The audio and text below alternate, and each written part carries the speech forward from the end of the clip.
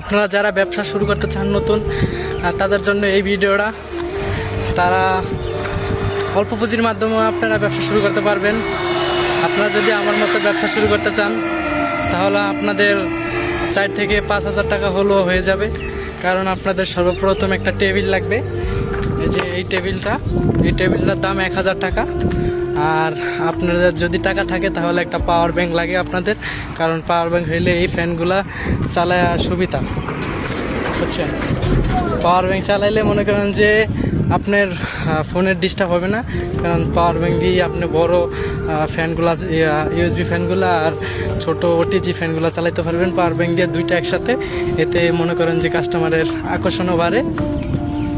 আর 3 থেকে 3,500 টাকার মাল উড়াইবেন। 70-80 পিস দিয়ে শুরু করলেই আপনারা ব্যবসা শুরু করতে পারবেন।